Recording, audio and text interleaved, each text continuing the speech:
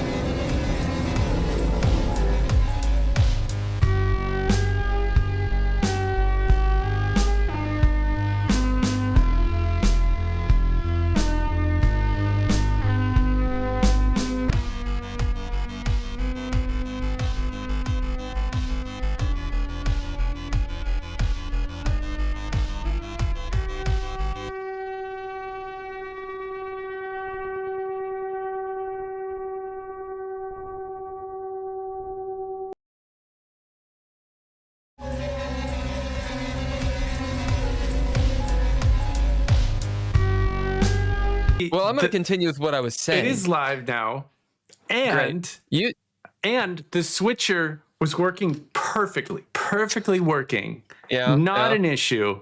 And then suddenly we're streaming, we're recording, and suddenly it's like, nope. Every one of our streams, the first 2 minutes is plagued by technical issues. It was perfect. It was perfect. If I'm the one who's streaming, it's about 30 minutes of bitching about tech. It reminds me of a soccer team. We used to debate who was going to be on which side. So easily the first 30 minutes just debating the rules. The little streamer just a little cut. I don't know. I got a little output. This is Geeky Gamer Podcast with hosts Ken and Bill. Scored by all lowercase letters, Mr. Interrupt. Couchfire Media does their production. Maybe they should be fired. I don't know. Maybe not. Tomorrow Replay Production does all the other stuff. This is the Geeky Gamer Podcast with our guest. I'm going to do it wrong because I've done it wrong so many times. Alon Ferency. Oh yeah, you got it. You got it. And can you do it twice in a row? Alon is really an interesting person. He is a biker. He is a coach. He volunteered for like the Peace Corps. And Peace Corps is cool. And suddenly my switcher's working again for no reason. He is a counselor, creativity consultant, a producer for concerts, a chaplain, a rabbi, and most importantly, he's a dungeon master. So we're going to deep dive into all of these things over the next however long that it is. My shirt still has the little thing in it. Yeah, it does. You need to get that out. No, I mean, there. It's got the plastic tag where I bought the shirt. The little. That's because you're a goober. How did that even happen? Alon, hello. So, you've been subjected to a good 50 minutes of hell. How is your day, Bill? Are you good? Bill, no one wants to hear from me. Alon, tell us who you are. Yeah, go ahead. So my day. Real quick, I want to do because we're trying to update our SEO, so I want to go into trends really quick, and I did a quick Google trending. Okay, wait. Before you go into trends, Alon, how was your day? Generally very good. Very good. I was going to have a massage today. It got postponed because the massage therapist had a baby in the family. And other than that, I thought you meant nothing. Baby. I was like, ooh. No, she's old enough that it's I think it was a cousin's baby. Oh, I see. And other than that, relatively quiet. Walked the dog, did some writing. It's kind of embarrassing. I can't remember what I've done for the past 5 hours. It's been a good day. I know I'm in a good mood. I feel that. I'm getting ready for Halloween. Hey, what are the trends, Ken? Oh, I don't know. People are talking about garbage trucks. Diablo, I presume the video game. I think there's an or the arrival of the devil. Yeah. No, it's Diablo. I think it's a video game. World. It's a new. I think Diablo has a new edition. Yeah. A new update that people are into. Something called Mycoplasma pneumoniae. It's like a bacteria that you can get. Pneumonia. The World Series. Pneumonia. Some show didn't called the Dodgers do a thing? I don't know. It doesn't matter. Yeah, I mean, I'm in Los Angeles, and like, if it helps your SEO, I had pneumonia 5 weeks ago, and it was terrible. So we could go into that if it's going to help your SEO. I'm gonna write that shit down. Right? And don't have it. There's a new season of a show I've never heard of that people are searching in a big way called Love Is Blind. I got nothing. I don't. But that I just wanted to go. I don't know what that means. I think the first question should always be, what are you drinking tonight? Or today? Is this a question thrown to me? Yeah, to you. What are you drinking? I I don't know that I will be drinking tonight. I realize that alcohol is not my drug of choice. Oh, good. I think as I get older, I get more nauseated more quickly. Yeah. I mean, are you drinking anything? Water, lemonade? Oh, right now, no. I'm going dry just for this podcast. And if I start coughing, I've made a terrible mistake. And Bill, what are you drinking? I have a glass of water. Yeah. I've got some dirt coffee because I refuse to go to the store. I will probably procure a soda water because I'm a bougie bitch. And maybe will I start supping upon this Carpano Antica. This is sweet vermouth. I thought it was vermouth. Do you drink vermouth straight? You don't? And some larceny. Yeah. Rye or bourbon? It's bourbon. And I got some Angostura bitters. Yeah. The aromatic bitters, baby. All together, our powers combine to create An old fashioned? Nope. Close though. Manhattan? You got it. That's one or the other. I couldn't remember. That's right. And I wanted to share something I found, which is No way. I got a 15-year-old family reserve Pappy Van Winkle. Wouldn't say that online. What? Pappy Van Winkle. Can't resist. So I might have just a little taste. A little $500 taste. Jesus. So I'm surprised you haven't been ripping into that. Well, you know, I do. I got permission for this bottle. It was asked, and then, but I thought Alon has questions. Okay, about this Pappy. Go.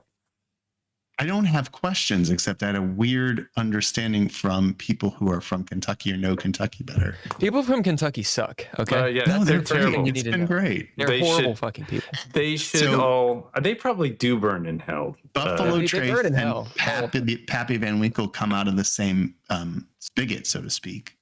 And the difference is where they are in the distillery, because certain parts of the distillery have more complex experiences of heat and light.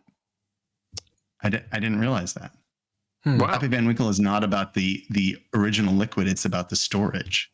Like and there's words for it. I don't know if it's called the hot spot, but the prime spots where the barrels are rotated is what makes Pappy Van Winkle. Yeah. Well, a very uncommon bit of trivia about bourbon specifically, and Pappy Van Winkle, is all bourbon comes from relatively the same place, and that is the bladders of people that live in Kentucky. It is, in fact, all about the storage. Makes sense. What? Listen, I've met a few Kentucky people, okay? Kentuckians, as they're called. Yeah. Kentuckians. I've had good enough experiences. Worst. The worst really? people. I would never trust a Kentuckian. I would never talk to one. Especially if they were from maybe Lexington, Kentucky. Oh, Jesus Christ. Wait, is one of you from Lexington? Is that what the joke is? Oh. The worst people. We're both from Lexington. We're both. Oh, I'm in Knoxville. I didn't realize this. Bill is in Los Angeles. Lexington. Yeah, man, I'm in LA because I'm stupid. And I loved LA. I take care of my grandmother part time. I'm in Bowling Green, Kentucky, but I get I live in Lexington. Well, I'm close to Nashville. I'm like an hour from Nashville. It's like Nashville suburb. Can you bring down the music volume in my ear? It's a little hard to follow you. Oh, if you right click that on stream thing, you can turn it down. That's how you do it. Because if I actually have. I'm glad you said something, because I have the music off, and I need to turn up the volume on the music. Okay. So that it's Eclectic cleric, right? Yes, sir. God, I can't spell. A lot of C's. I know, it's a lot of the letter C again and again. So you are in Bowling Green now, you said? Bowling Green. You are near. And that's close to Nashville? Yeah, it's more western. I am terrible with geography. Yeah. Then. I love Knoxville. Again. I think Knoxville is a really cool city. It's a great town. I don't like driving through Knoxville because I often do, because that's where you go to like get the whitewater rafting, and it's like if you live in Lexington, as I do, that's how you get to the fun stuff. And I camp around. Is that off I-75? Yeah. Yeah, we're right on 75 and 40. 75. I say where they are merged. Yeah. Oh, that's right. Okay. And it's a fun city. Yeah. I used to Very live in happy. Savannah, Georgia, and so I've we'd heard have to that's get on the beautiful. 40. It is beautiful. Racist, but did the hurricane mess with you too much? Us? No. There was heavy rain, but no. Yeah. It's. I mean, 40 is cut. Yeah. Like there's a stretch of you can't go east on 40 very you far. You can't go to Asheville. You definitely can't go to Asheville, but I mean, you can't get over the mountains. Mm-hmm. Yeah, but I don't remember. Probably in multiple places would be my guess. Oh wow, I didn't know that. Yeah. Oh yeah, that hurricane. I mean those roads are intense, and there usually is construction, but I didn't realize it washed out. Wow. I don't know if it was in the heights or like lower places, but it's definitely cut out. Still sucks. Yeah, you can't get to go around a mountain, dude. You can't go to the Pigeon. That's out. Oh no. So not only is it out, I actually have a client who's a musician and whitewater guide. It's like that river is never going to be usable again, and it dredged up. The flooding dredged up a lot of sediment that was like toxic chemicals, probably from the furniture factories from old days. Whoa. Like there's an acidity in the water. People who were testing the water were like burned by it recently. Holy crap. That whole industry is washed out. Yeah, I made a little documentary that said kayaking the Pigeon, the grabby drowny bits weren't the worst part of the river. It was actually the toxic pollution. Well, you guys are talking over my head. Actually, I thought you were referencing Pigeon Forge, which now that it took me a while to realize which way he was going. Pigeon Forge probably is in reference to the Pigeon River. I don't know. I didn't know that. I mean, makes sense. Why else would it be called Pigeon Forge? I don't know. Do you have listeners that are not from East Tennessee and Kentucky? Because they're going to have no idea what we're talking about. We have no listeners. Near Dollywood. They're near Dollywood. Dollywood. Wow. So there's a thing called the Pigeon River, and it's hardcore was about whitewater rafting. Is it hardcore? Or is it like a middle tier? I don't know how intense it was, but it's gone. It's effectively gone for decades. It's gone. It's gone for a while. Like acid water. You can't go in there. Or what the deal? I mean, but they will. Kayakers will boat anywhere. I mean, they're probably already trying to boat in it. I have friends that are like super hardcore kayakers, and there are rivers in Kentucky where like they are toxic rivers from farm waste, and they'll go in it, and you'll see all those little bubbles and stuff, and they could get some major disease that's incurable, but it's for the fun. They're from Kentucky, baby. Yeah, that's Kentucky. We go hard in the paint. You'll be fine. If you ever hear a raft guide said, "Oh, you'll be fine." Yeah, don't trust. Do you guys know each other from Kentucky? Is that where you met? Yeah, we used to date. Yeah, how'd that go? And you ended as friends. That's nice. We ended as podcast hosts. Have you guys ever heard the word pusillanimous? Yes. Indeed. I'm trying to remember what it cheap? Does it mean cheap? It's like a coward. Coward. That's it. Yeah. And it wasn't a good thing. Yeah. So don't be pusillanimous. Don't be, as Boss Rutan said, don't be a pussy. From pusillanimous, don't be a coward. That's where it comes Don't from? get in the don't get no. Oh. It's a plan. Yeah. As far as I know. That'd be interesting. Lord, etymology is interesting to me. Yeah. If that etymology actually linked up, that'd be interesting. It'd be interesting. Then I'd have to like concede that Ken was right a few times, and I don't like that at all. I don't like that. I don't like admitting Ken being right. Anyway, So tell me about your history together beyond the podcast. The dating. I'm assuming that was when you were teens. I see that. I don't think you're the same age though, so one of you is probably older than the We're other. actually surprisingly what's going on enough here, Alon? we're surprisingly enough here? very close to the same age, and my girlfriend would be very very angry with me if because I met Bill after I was with my girlfriend. Don't use my real name. So she would be upset when she listened. Good thing she doesn't listen to the podcast, so it's fine. Bill is an actor, and I fell in love with him when he was in a friend's short film show, and then right. I begged him for seconds to do stuff with me. I was like, so I hear you do role playing, and let's do podcast. It was a very there was touching moments. Electricity. I think his girlfriend at the time, which we won't talk about, was flirting with me. She made me feel very uncomfortable. Yeah, and she was amazing though. Stunning woman. Yeah, that's what I think too. A terrible. No, she's fine. She's fine. The only bit of truth to any of what we're telling you right now is we were at a bar that I think it was a gay bar. I think it was in downtown Lexington. Called and that's where you Poor met? Decisions. Yeah, called Poor Decisions. It is gone, and ironically, not ironically, it ran out of business. But the one thing they had, because the bartenders didn't really know how to make drinks, as far as I could tell, but they had champagne flutes, so you could get a drink. You know, the champagne flute, and they would dunk it in white chocolate. So you would dunk it, and you'd have this frosted white chocolate rim with whatever you drank. Great decision, actually. It's awesome. But they went out of business like the next. I mean, white chocolate probably broke their budget. Champagne and white chocolate, whatever. Anyway, they were selling it for $2 each. Yeah. So Ken is a filmmaker, and he's a director. Mostly documentary, Ken?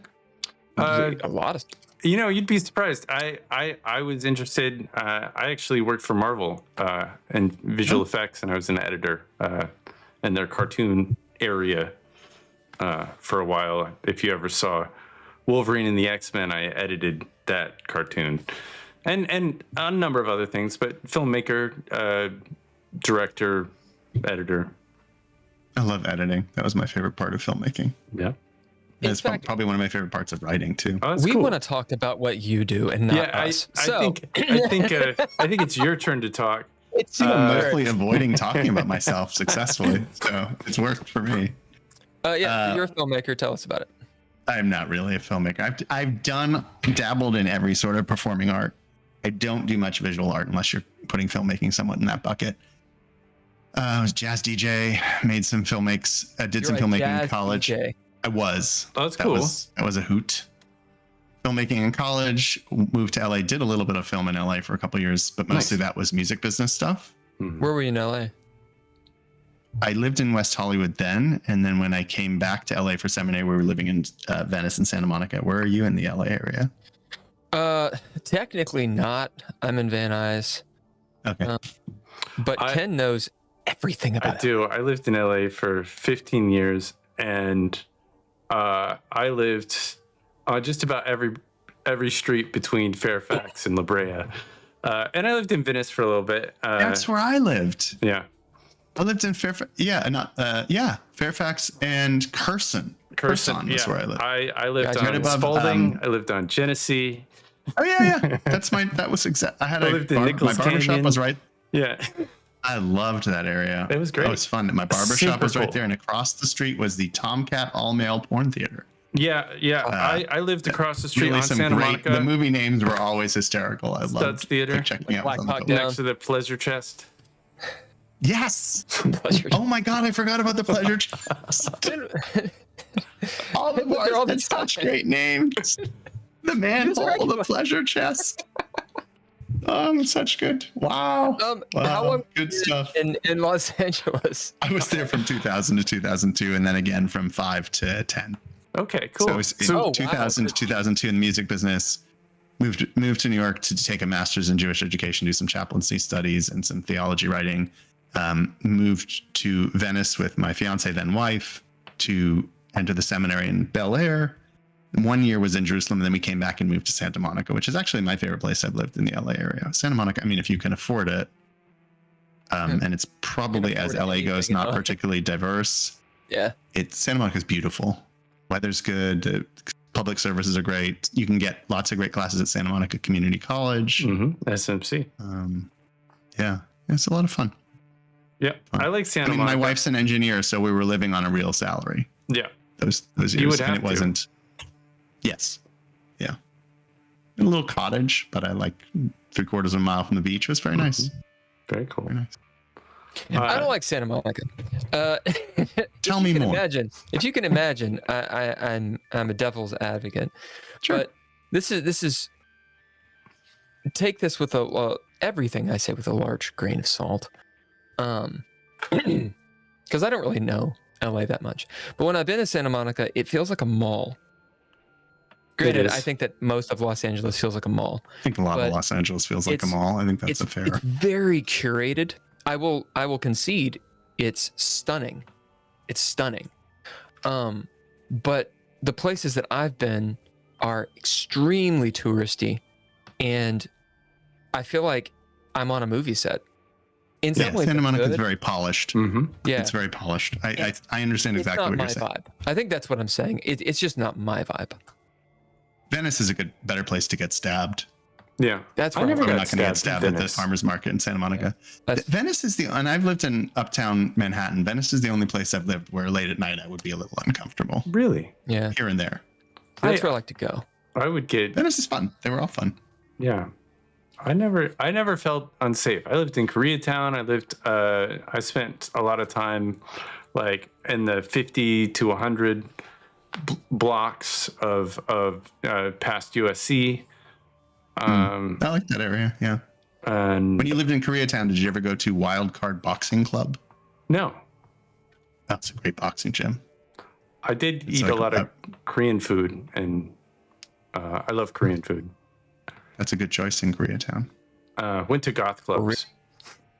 There's a goth club there on like I think music? It's on Pico. Yeah, goth, like industrial goth, dark. It's Halloween. I like industrial music. I'm a big fan. I like all kinds of music. I don't remember those clubs. That's cool. Do you remember the names? Let's see. Was it Bar Sinister? No. That's not in Koreatown. It was it changed the name every single night. they have a different. Oh no, maybe it is Bar Sinister, but I thought that was just Hollywood. No, I think Bar Sinister is on Hollywood Boulevard. That's a different place. I know if you didn't ask me, I was not expecting to go in this direction, so I don't know. I'm here to get you. Yeah, it's good times. It's reminding me of good times. My misspent youth. Yeah, it's speaking of you mentioned previously when we were talking about Kentucky, how if people are not from Kentucky, no one would know these these cities and these interstate highways and actual, rivers. Whereas when people talk about Los Angeles, they're like, yeah, that one road and this other intersection, and everyone's like, oh my God, I know it. Mm. It's another language. Yeah. That people that actually know LA, you're speaking Greek. Yeah. It's probably the wrong word. I don't remember the club name, but I remember it's on 13th and Pico and just east of Crenshaw. Dodo is around there, but I don't know where. Yeah. Everybody's got it. That's how people talk out here. Yeah. And it baffles me. So I'm interested. You're in the music business. I was. You were a jazz DJ. Now, that was college. I'm going to throw lots of ignorance at you. Jazz and DJ does not seem like it goes together. Yeah, it does. So, well, it wasn't like spinning, like not like mixing records in a club, like a radio station. Nice. Oh, College radio station, college radio. Oh, I never learned to like match beats on a Techniques record. You know, spinning what station? I see. Oh, I see. College radio in Boston. Nice. Nothing famous. Pretty cool. It was fun.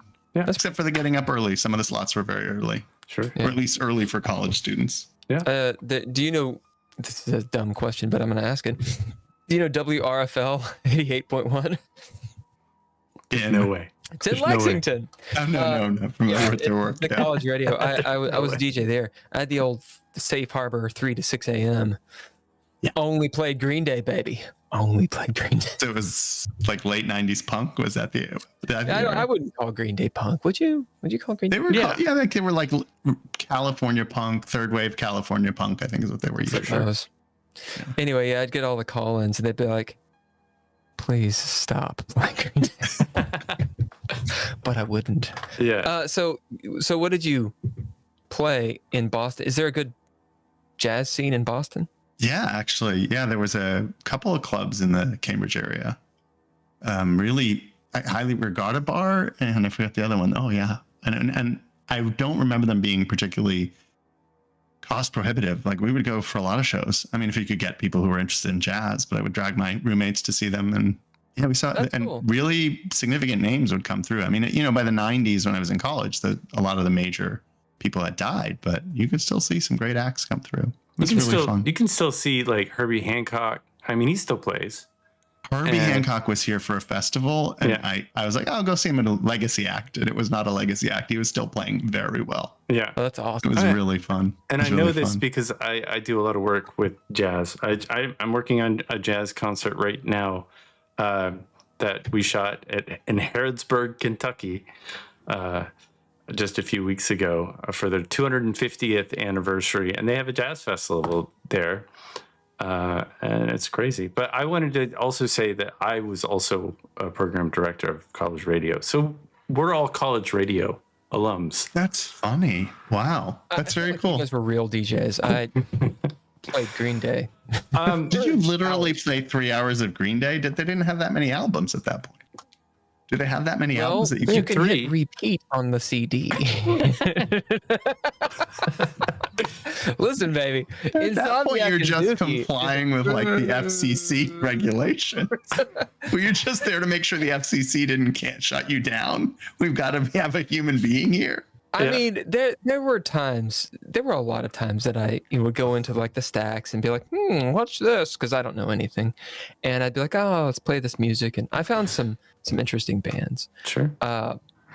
But there were definitely times that I said, you know what I love? See, with I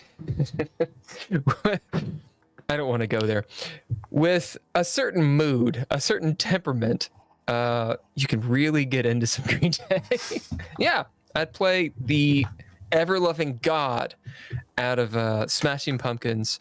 And granted, Melancholy and the Infinite Sadness, that's a 2-disc album, and it's like 27 hours. So you just play that. I think it feels like 27 hours when you get through it. Because only one song is good on it. You go straight to hell. That is a good goddamn album. There are a couple songs on there where they let James E. Haas sing, and you're just like, God, dude, why'd you do that? But whatever. Is it worse than the Edge singing on a U2 song? Is that of a similar effect? I didn't know the Edge could talk. He sings a couple of songs. Really? Van Diemen's Land, and there's one on that weird Zooropa album. Dude, Zooropa. Yeah, it's like a weird metallic kind of voice. I think the last song has Johnny Cash on it. Yes. I went out walking with a Bible and a gun. Dude. A good memory. I haven't listened to that album in a long. I guess I'll be listening to it when I go pick the kids up from school. I'm cherry picking little things. The things he knows. Anyway. Yeah, things I think. What did you play when you were a radio DJ, Ken?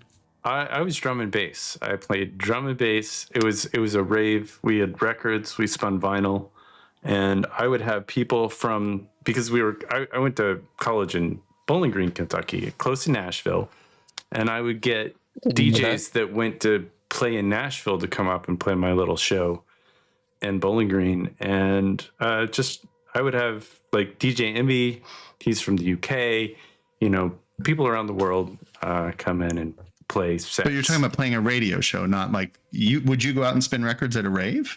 Yeah, I did a few.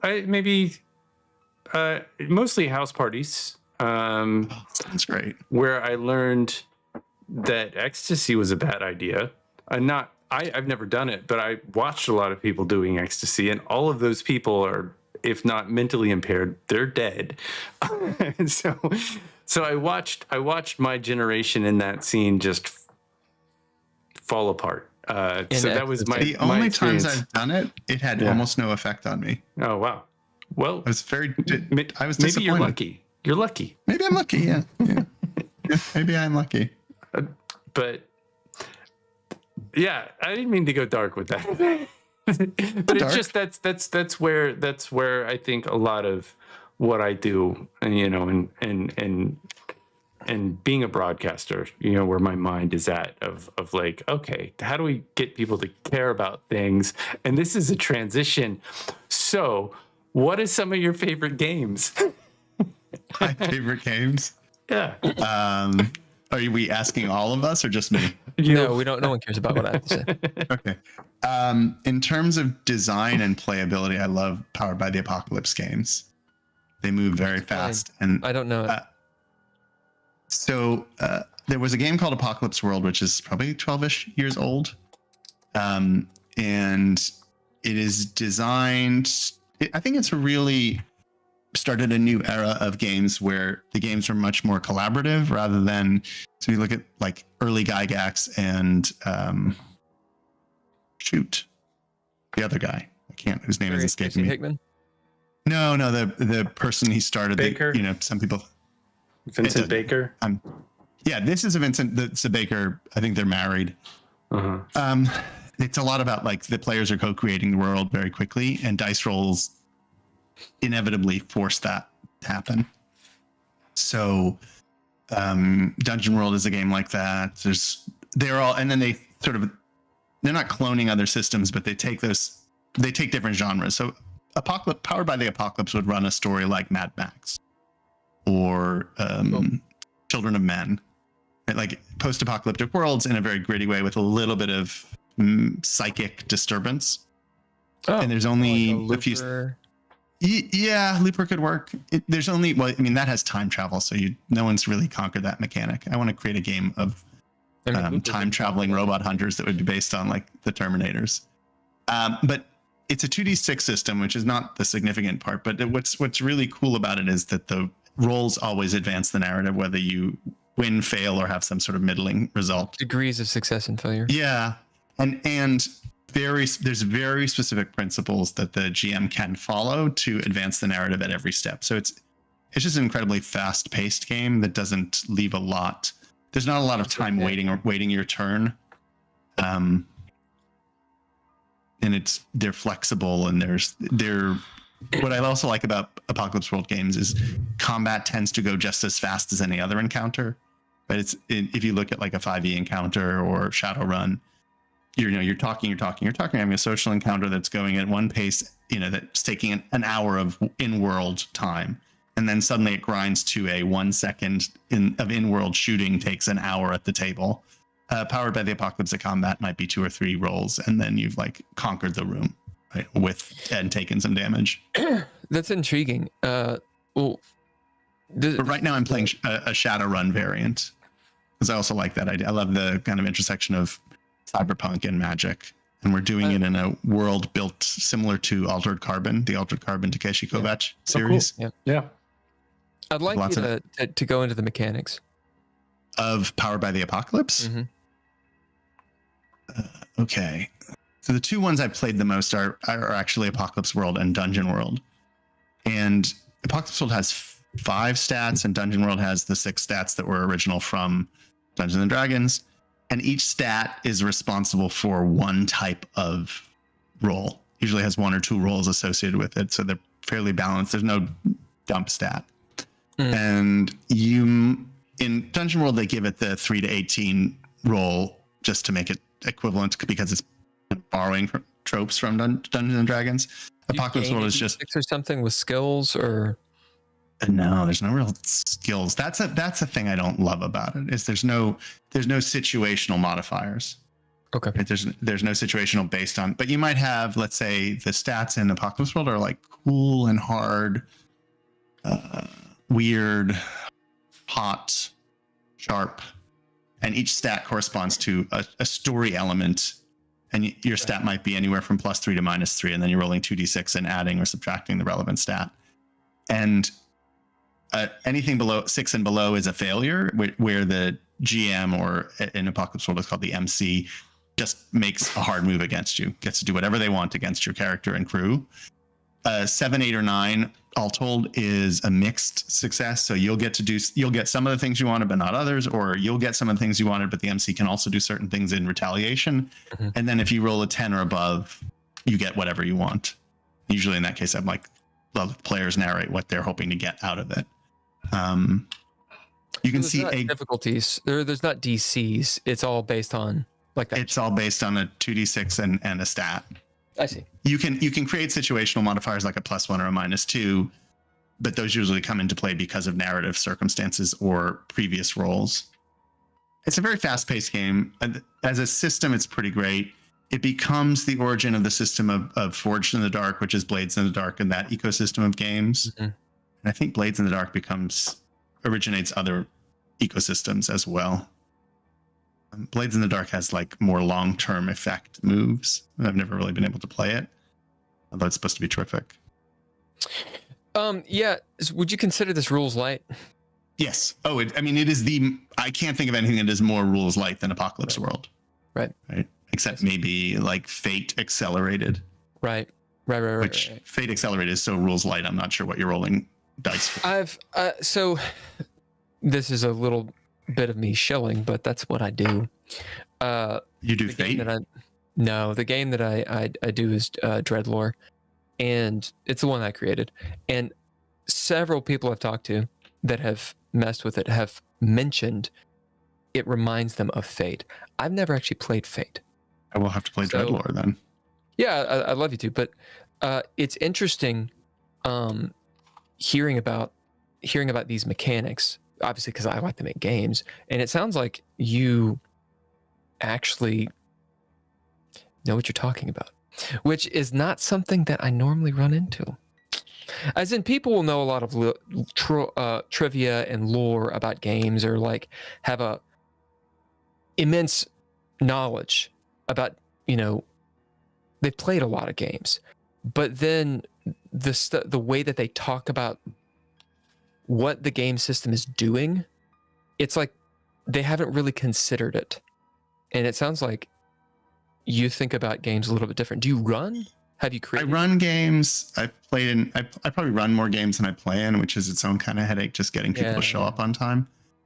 I have a client who is an award-winning game designer, and we've had, as that relationship has evolved, I've learned a lot about game design and his view on it, and the ways in which mechanics affect outcome. And I don't mean just like, did you succeed or not, but play style. Right. Exactly. And what I thought was really interesting, I'm coming around to his sense, because what always interests me is game systems that are not necessarily rules light or not, but clear, where there's a real clarity of design. Yeah. Numenera and the Cypher system seems to have a lot of clarity of design, where it's very simple. You don't need giant books and a GM screen.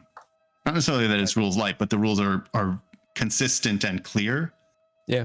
Whereas this person speaks very fondly of Burning Wheel, which is not. I cannot follow Burning Wheel as a book. I would really have to sit.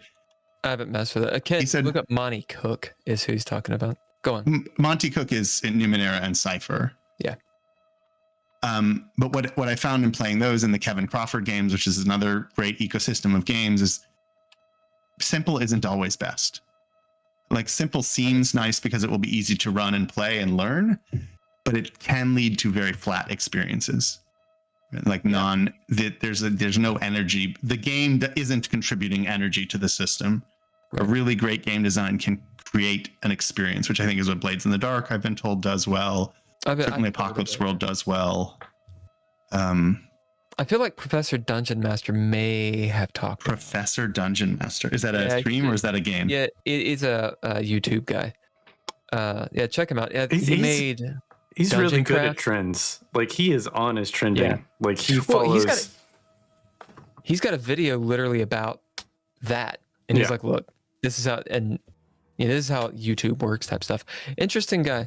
Really interesting guy. I think Questing Beast does a lot of the good. I mean, I guess when you look at like the old school games, it was all about adjudicating experience, right? The game itself was almost trying to step out of the way of the experience and just you roll a d20, we tell you if you succeed. The game wasn't propelling the narrative or creating experience at the table. It was essentially a rule book, right? But the truth is, even about soccer, which is I love soccer, like the rules matter, right? There's a whole philosophy of games. Did you ever read Grasshopper? I can't remember the full name of it.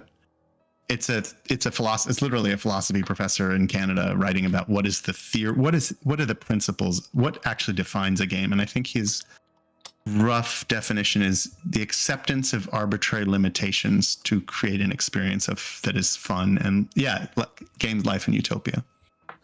And there's a lot of other good things written. Suits, that's who it is. There are a lot of other good things. The finite and infinite games, another about this theory of games. And then of course you can go into like game theory, which is more about economics and poker and personal decision making, even geopolitical decision making. But it's all connected. So I think the arbitrary limits you place, the structure does create an experience. I mean, soccer would not be the same game if you didn't have a rule about not using your hands, right? Or football didn't have a rectangle within which you had to stay. Right. So and to go a little bit into that, what I have run into a lot, two things. One is inertia. So people know D&D, so they play. Oh yeah. And two, I like to call it laziness, but I don't know if it's laziness. It's that people don't feel like they have a lot of time or they're not willing to commit. And so they want something that's very, very, very snappy. They can do it. They don't have to get into it. They can play it, drop it, and rock and roll. Like they don't want to spend 45 minutes making a character or learning the rules or any of that stuff or reading the book. So there's that obstacle. But what you're saying is interesting because it's kind of, at least how I'm interpreting it, it's a different perspective on these challenges that I bitch about all the time. The challenges of players being sort of non-committal and unwilling to learn systems and wanting something that's easy, quick and dirty. Well, the masses, and when I say masses, I mean the general group of people, whomever they are wrong usually. That's my in many things. That's not untrue. I think they're just it often fucking happens. wrong. And so they'll say things like, "Oh, I don't want to spend the time to learn how to make this character." Actually, that's not the truth. It's that they want the experience. Like you want to sit down and have an experience. Yeah. Because I've seen people go on and on about how easy 5th edition is, and then they will proceed to spend hours making characters, going through the book meticulously, doing all these things forever, and then turn right around and say how easy and quick it was. That's a great. No, you're absolutely describing something. I mean, they're like, "Oh yeah, I just went through this," and it's like, so you're willing to read literally hundreds of pages and reference them. What does that spell do? What does that spell do? Constantly throughout the game. But you're not willing to learn something that's as easy as bid a trait, roll the dice. Can't do that. Like they have to. I think you're describing the phenomenon that's happening is that D&D and 5e has become such a default assumption of role-playing games. I love 5e. Like I think it's probably my favorite edition. I really enjoy playing it. I love Githyanki. I love Tiamat. Like I love some of the baked in tropes of D&D. That's lore though. That's right. But I think 5e works as far as a D&D system, it works. It's very easy to introduce people to, but it's not rules light. And okay, fair. Yeah, I think it's the predominance of D&D and especially 5e, which is great for Wizards of the Coast and Mike Merles and all the other designers, and they should be very proud. But it is a flattening, right? There's no one's playing. I'm assuming people still play Call of Cthulhu, which is a lot of people rate as one of the greatest of all-time games. So and Paranoia and fine. Yeah, I don't mind D100. I think it's so long as it's D100, it's fine. D20 Call of Cthulhu is stupid. Oh, there was a D20. I don't know. Yeah. I think it's fun to experiment. I mean, at the very least, fantasy is not my favorite genre. So I like, science fantasy. I like post-apocalyptic. I just think it's fun to play other things, right? I love narratively, I love Shadowrun. I love the idea of sort of psych. And we kind of translate it in this game we're using. It's not magic. It's not trolls. It's psychics and bio enhancements, right? Right. Genetic line enhancements, because it's set in a different universe, whatever. But I do wish people would play more variety of games. There's a lot of great games out there. And you should even play bad games. You should play. I mean, I think overall 5e is a good game. Some people disagree with me, but I think you should understand games create different experiences, and it's not just the genre and the lore, because I tend to chuck the lore and play. It's a game, when you have a pile of dice for a Shadowrun game, it's a different experience. First of all, it's fun to throw a pile of dice. That's why people like to cast Fireball, among other awesome things about it. And it's a different experience, games that have plot points that you can exchange, so players are setting the my players have figured out if they have plot points left over at the end of the night, they're going to tell me what's happening next. And then I spend the week worrying about, like, oh my god, how do I account for this policeman who just raided their base? So you train Ron Edwards, and I'm not like a disciple of Ron Edwards or anything, but of the Forge and all those guys. This is where I got a lot of my information. It's sort of what kickstarted me thinking about game development, and specifically really what you just said, the idea that the system trains people how to play, which seems obvious, but people will argue about it, and which is fine, but there's a point where it's like, come on. Like, for example, what you just said, if people know, like in D&D, if they know that sleeping for 8 hours does a mechanical thing, it doesn't matter what's going on in the fiction. They will find a reason to sleep for 8 hours. That's a great example. Yeah. Which means in the story, it's like watching an episode of whatever the hell series you really love, and then suddenly one of the characters isn't there, and you're like, where the hell did that guy go? And it's like, oh, well, they got in trouble with in the real world, and so we recast them. And it's like, well, and now the story said, that's the system intruding on the fiction. So if you want to play a game that is about, and I want people to really listen, if you want to play a game that is about story, that means you have a system that informs the story, not ideally. Yeah. So what do you do as a DM to set the storytell, set the mood? How do you get people away from their character sheets and in the moment? I used to award experience for playing opposite the mechanics. I used to award experience if you play the character and not the player, not as a player, but what would the character do, especially when it is an ideal mechanical solution. Right? Like, my character wouldn't participate in this fight because they are a pacifist. Right? Like, no player wants to do that, but the character would do that.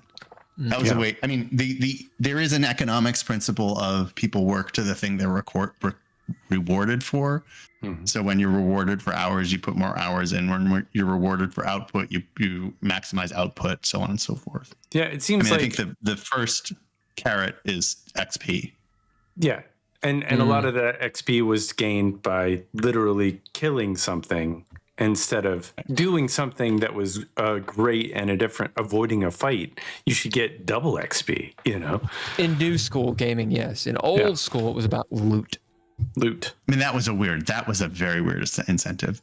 Yeah. And some people set it up not just to take the loot out of the dungeon, but to spend the loot. Right. So you got XP by building castles and having retainers. But see, here's the thing that I liked about that. That sounds like capitalism. Here's the thing that I like about the OSR old school type gaming. And we just had a guest on here, Mildra the Monk, who had he's very, very knowledgeable. He's a streamer and all that stuff. He was very knowledgeable about this idea of OSR. Perspective I'd never heard. And apparently there's kind of a bad connotation to it. I like an old school mentality of gaming, which is to encourage the players.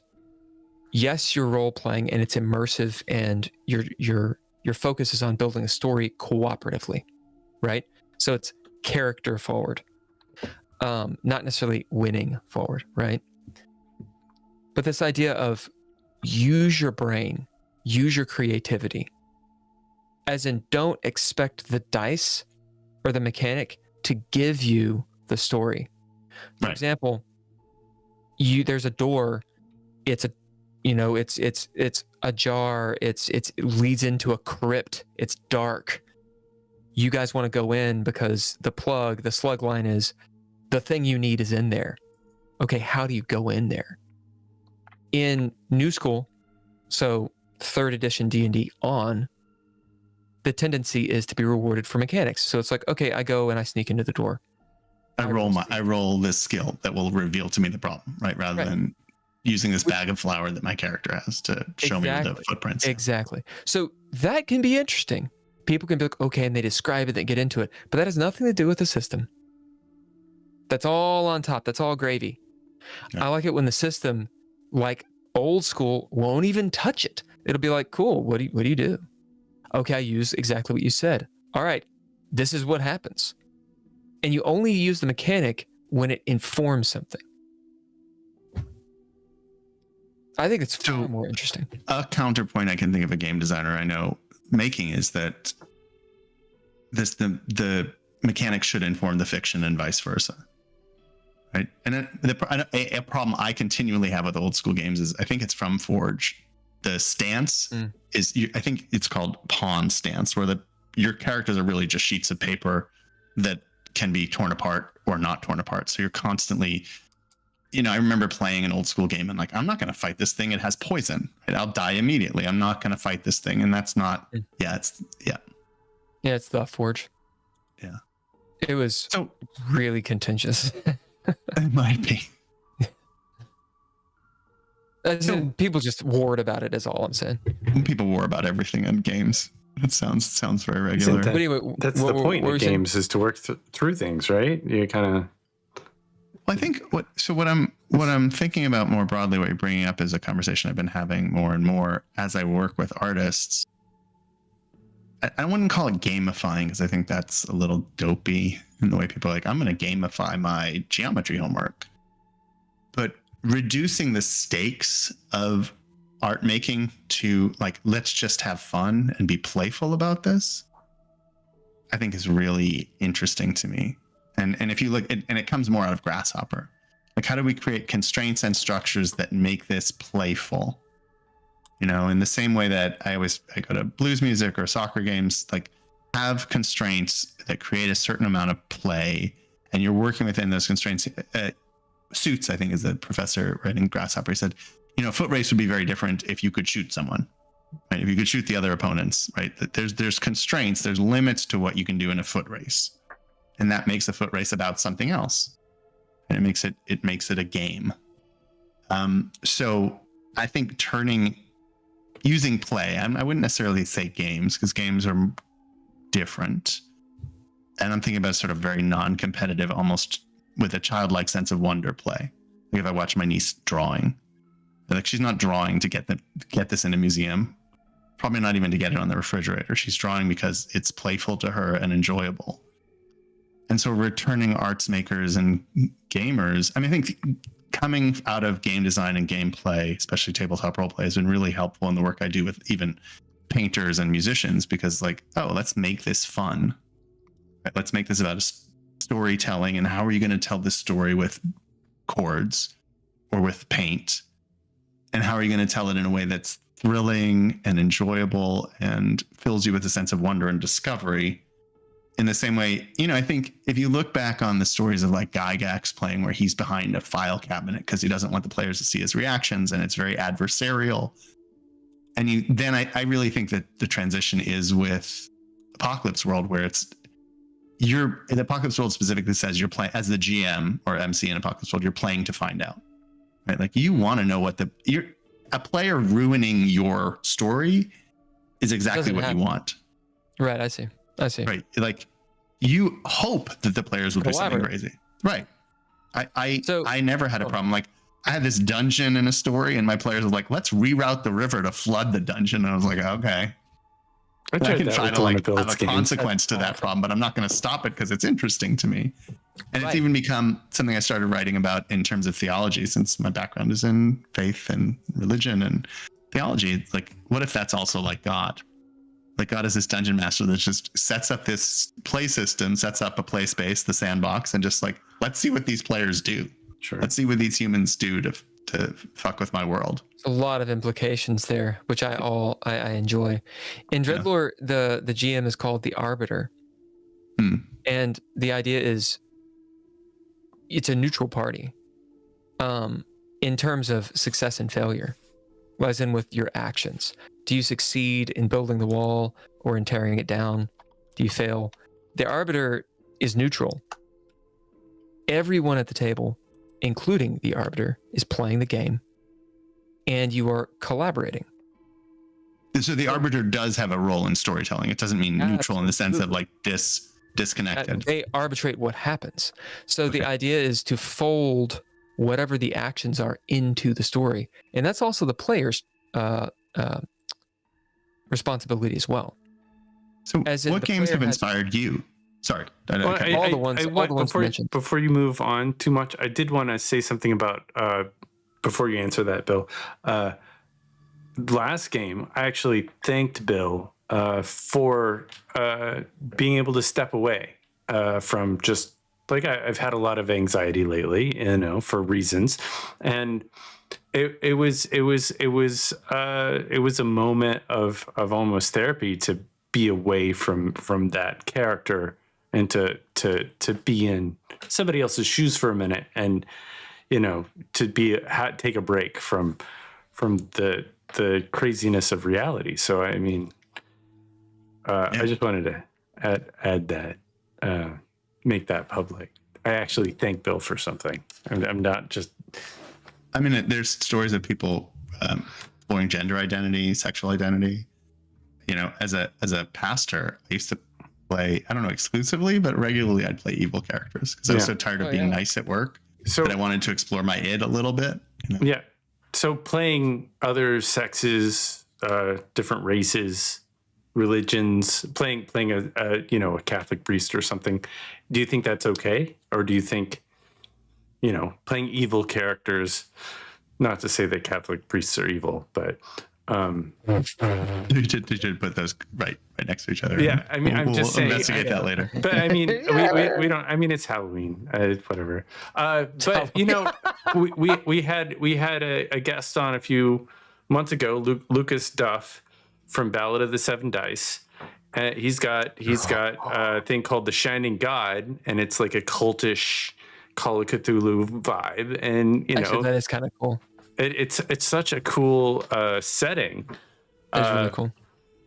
We play and sometimes an alternative version. Instead of being in Detroit in 1982, we play space villains, space Nazis. But you know, we're not good people. But we're not. Well, that's what that game's about, is the idea that, I mean, it's like Starship Troopers is what it's based on. The idea of like when the general moral compass is so whack, and then you're separated from that fascism, right, and you're allowed a little bit of room to be human, what are the decisions you make? And yeah, what is the line? I mean, do you think playing evil characters adds to a conversation, or is it contextual, or does it make a difference? I know that. Go ahead. I think you have issues of consent, right? You have to like make sure everyone's okay with that, right? With and what's on the table, what's on the screen, what's behind the veil. With what? Well, I mean, like how much interpersonal violence is there going to be? Sexual violence? Is there going to be violence directed around, towards children? I mean, some people don't want to be evil. Like the most evil character I ever played, I thought he was an assassin and a spy, and it turned out he was the devil. Like he was buying people's souls, not literally, but I was like, it was fun. I think it shocked the other players, and they realized like his true intentions. But one of the things I noticed playing somebody who was supposed to be evil, what eventually kind of, as the character developed, you start actually caring and trying to do good things, which is even in itself kind of weird, being a character that was supposed to be okay with murdering of innocent people, and working that around and turning it around to being like, wait a second, this is bad. Doing what they're told is what you're talking about. Yeah, the character, if it's like, it's basically the orders are, whatever it takes. If you have to nuke this city, you got to do that. Those are your orders, and it's like you're put in that place and kind of forced to deal with, well, is there another way? To get around it and get through it. And it's really, it's interesting, how being in that headspace. To me, like, I have a lot of anxiety, and I notice there's a lot of hate in this world, and I want to understand it better. So understanding hate, as a person, I don't hate people. I don't care if somebody disagrees with me ideologically or something like that. But like, what gets them to that point, and when you're in that system, how to navigate a system like that. Well, I think what you're also talking about, or what I'm thinking about, I don't know if this, I would love you to correct me if I'm wrong. Yeah. Is D&D had this, I don't know if they're doing it in the newer edition, alignment always bothered me. Like this idea of sort of people having a fixed moral compass that was very unsubtle. If you look at a character like Omar Little from the show The Wire, or Mike Ehrmantraut from Breaking Bad and The Better Call Saul, like morality is a lot more subtle. And what you're describing, I think, is fleshing out and humanizing the evil. No. Right? Like Nazis didn't think they were evil. Yeah. Correct. Right. They didn't think they were. Maybe they had discomfort. I'm sure they did actually, but I mean, there's stories of it. But within fascism, for example, or totalitarian communism, people are just trying to exist, and the moral compass of the world around them may be different, and so they form decisions differently, but they still probably love their children. Right? They probably want to feed their families. I mean, not valorizing the behavior of Nazis or Stalin, or Mao, but they were human, right? And they had the same drives we do at some level. I think you do playing that out. So the scenario that I have written but have never played, I created a 5th edition scenario that is more or less 1946 Europe, where some of the characters, if you randomly pick a character like a paladin, if you were to be an elven paladin, you were, a Nazi general, effectively the same role as a Nazi general, right? So you're going to be put in a position to experience someone else's moral distress or horror, and have to make sense of that. That there is we simplify evil, and I think there are simple evils. I don't think you're going to make a great case that Mao or Pol Pot were complex. They were evil, but also could play a mean bass. Like they were beautiful. They wrote beautiful poetry. Mm-hmm.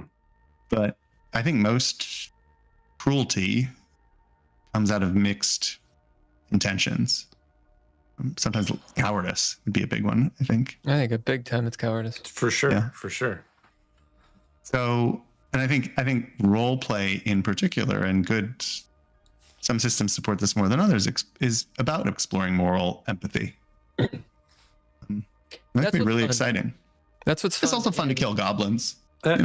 Yeah. I didn't mean to go so deep into the I'm using this for personal trauma to cope with. I think a lot of people do, though.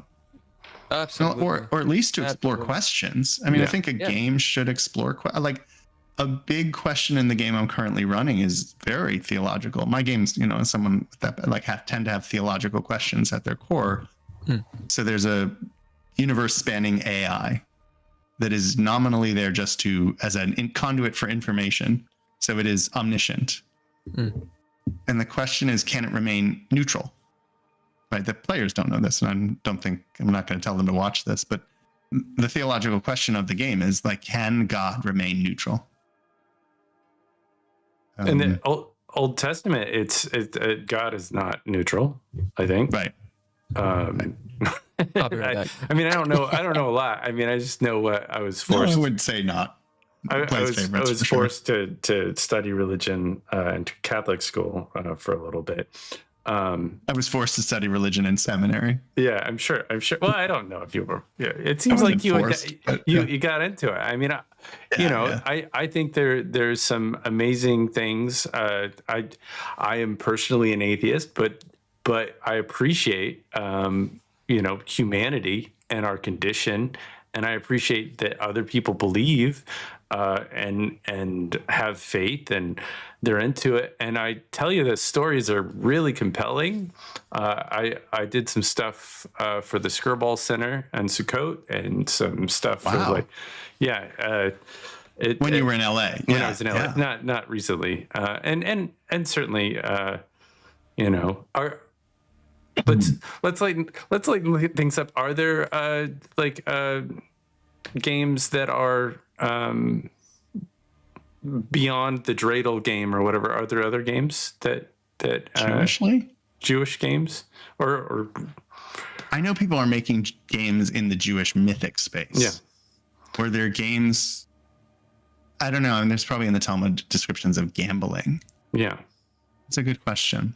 Not something I've explored as much. I mean, there's definitely Jewish lore and mythic structures that I've put into games. The golem, which is in every edition of Dungeons & Dragons since the beginning, is a Jewish figure, is a Jewish monster that is created by Jewish communities to protect them from the outside, that is a sentinel for their communities. The rabbi in Prague builds this mud creature that will protect the Jewish residents of Prague from their non-Jewish neighbors who wish to murder them, which is a fantasy of minority power also. There's games like Dream Askew, I think is the one. There's a pair of games, Dream Askew and one other. I can't remember which one's based on Jewish myth. We've created games at the synagogue based on Jewish story and Jewish myth structure, theology, spell casting. And it seems like there's some immersive experiences, like going through the steps of the wrapping of the arms and becoming. I've seen some of that stuff. I certainly most of my experiences. I watch Pi by Darren Aronofsky a lot of times, and so you? Yeah. Oh, it was one of my. My mother made me turn it off because it had all that droning. She wouldn't listen to it. Yeah, I loved it. It was the soundtrack was it got me with the soundtrack, and it was just independent filmmaker. The guy makes this movie that is compelling with crappy cameras and lots of distortion. And I think it really embodied that guy's mind, state of mind. It felt like it was connected, and he, went through all that. But in the film itself, I thought there were some really wonderful, like, I don't know how accurate any of it is, but, you know, where like, you know, I think, sorry. No, go ahead. I think what's interesting, if you were to connect from religion, especially Judaism, across to games, and in particular tabletop games, and beyond the theological, is like rules create experience, right? Even if you think about rule of law in America and the West, or the rules in an elementary school, or the rules at Bonnaroo and a concert festival. Like, I had to stop going to Bonnaroo because the rules were such that it encouraged very bad behavior. Sure. Like, never behavior that was deleterious to my spirit. Yeah.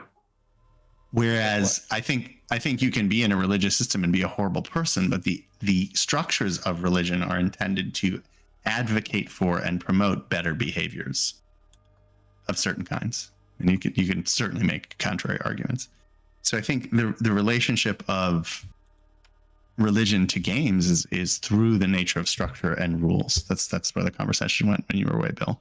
And I think that's kind of the fun thing, like, about rules. Like, if you guys are playing a game and everybody's following the rules, the game is much more fun. Whereas, like, in Bonnaroo, if it's turning into like a Juggalo session. And I like Juggalos. I'm a fan of Juggalos. They deserve. I did a podcast with Juggalos. I did not realize it until I was on the podcast. They were Juggalos. They have a culture and a vibe. And, they do. And, you know, I met those guys, and it was like, this is Spinal Tap, where they're way smarter. They're way smarter than, you know, they let on. The ICP people, those guys are brilliant, you know. People. Yeah, they clearly know what they're doing. They know exactly what they're doing on a lot of levels. So I'm not gonna disparage every ICP fan by any stretch, but Juggalos are fucking stupid. Oh, they have a good time. Yeah, they have a good time. I've met a few, and they're nice people, as in like. They're sweet people. These are people that, like, I've never met a Juggalo that wasn't kind to me. I've also had that experience of Scientologists who also get a bad rap. So Scientologists do get a bad rap. But I met very many nice Scientologists. I bet. I was a big sale for Latter-day Saints. Is every Mormon I've met has been very sweet. So who knows? The LDS, when I was in Salt Lake City, like, literally they're the only people that I wanted to be around, because everyone else seemed like just a cock. However, you can be nice. I mean, I think this is just the tail end of our conversation. Anyway, you can be nice and still awful. Yes. You can be nice and still do awful I can agree things. with. Yes. Juggalos, they're not fucking stupid because they're literally mentally stupid. It's because they do stupid shit, and they say stupid shit. They say stupid shit. Yeah, they have this whole thing about science culture. I was a little anxious that it was a white supremacist culture. But no, it's not. It's not. It's definitely not. Like, that is not. That is not. I mean, drugs. Sure. Jackass culture is about right. Jackass culture is.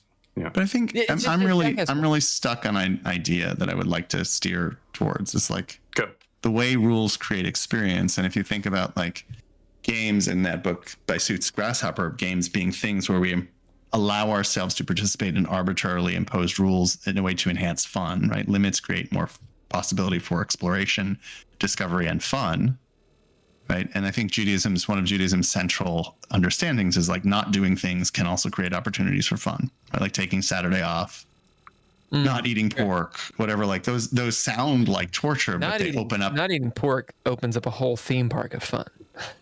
Yeah, I mean, it all does, right? Like, if saying no to certain things is a way to say yes to other things, and vice versa. Fair. That's fair. Yeah. And so I think when a fair amount of Jews that ate pork. But yeah. But I'm talking about within the literal structure of the system, not I'm not saying how people play. I mean, there's a lot of soccer players who don't follow the offsides rule. Yeah. Right. And a lot of D&D players who never use the inspiration rule because it's dumb. Right. or it's just hard to calculate. Correct me if I'm wrong here. Are you saying, or are you is this a part of what maybe you're saying, that having rules is a good thing, and providing some kind of limitations and bounds allows a better way of living? I'm going general and then getting close. I think rules are amoral, and I don't think having rules is good or bad. I think, but the nature of having rules, we create certain experiences, right? And that's the nature of ritual. Right? The ritual is we're going to light candles or baptize people, right? Or the ritual of going to Bonnaroo and you get your armband stamped and you drop acid. I don't know what the effective comparison. And the problem with Bonnaroo is might actually be that it's more anarchy, and that's what encourages certain behaviors, allows certain behaviors where there's almost a sort of anarchic feeling to it.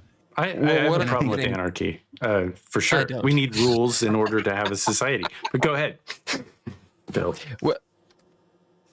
What I'm getting at is I'm seeing a correlation being drawn between talking about tabletop role-playing game rule systems, which is something I can agree with, and then let's say Judaism, or something maybe not as close, Latter-day Saints not drinking caffeine.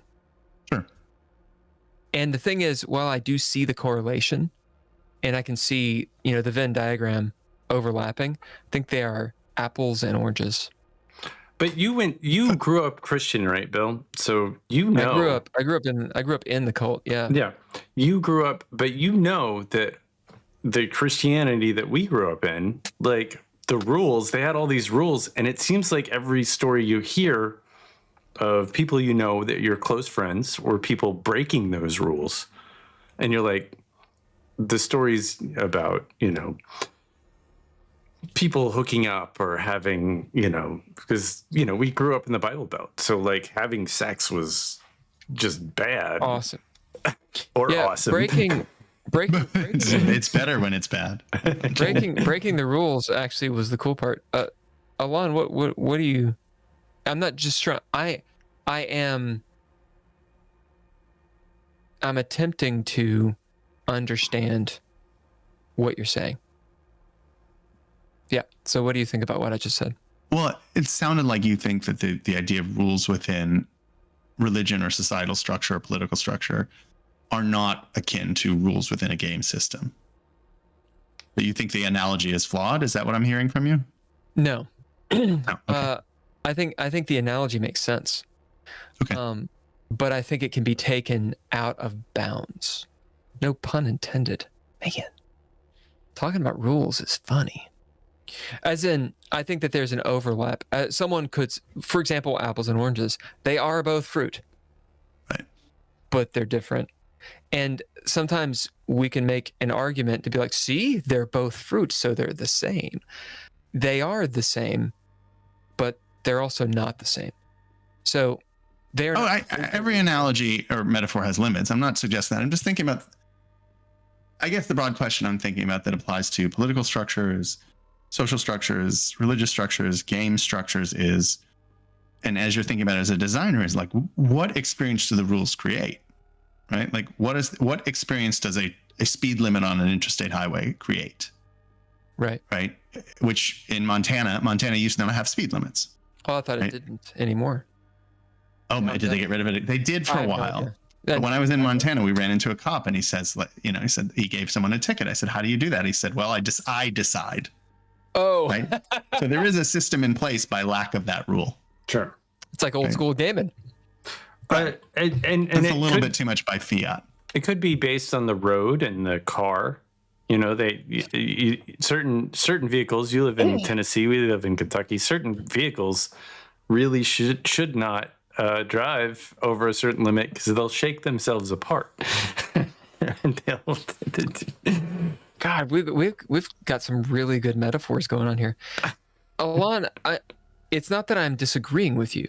No, I heard that. what I'm trying to do is get you to explain, to unpack what you're saying. Well, the trick is that I'm just starting to think about the relationship. I see. I mean, I think if you think about, let me start with the metaphor of God as game master. So God creates a world, a sandbox with essential physics, biology. There are rules, there are limits, there are structures, there are design elements that constrict and influence the way we behave and enact action. And then religious systems, social systems also, maybe it's, the metaphor is going to start to break down, but maybe it's the idea of like house rules. Those are the equivalent to house rules. The metaphor, I mean, I understand it's not it's old no metaphor is like old school gaming, old school revival. Like yeah. Testament. Yeah. Yeah. I mean, Christian scripture is definitely rules light. They went rules light for Christian scripture. What is interesting to me is when I think about role-playing game, I mean, this is coming from an atheist. When I think of gods in role-playing games, I think those gods are real. Is that weird? Those gods are real in your life or in the life of the player? In the life of the game. So yeah. In the world of D&D or in the world of, Craster, which is Will's game or Bill's game. And in that world, there's this Lady of the Veil, the lady that keeps, the nothings from across the void on that side of the void from passing through. So, I mean, that to me is it's weird that I would see, oh yeah, that God's real.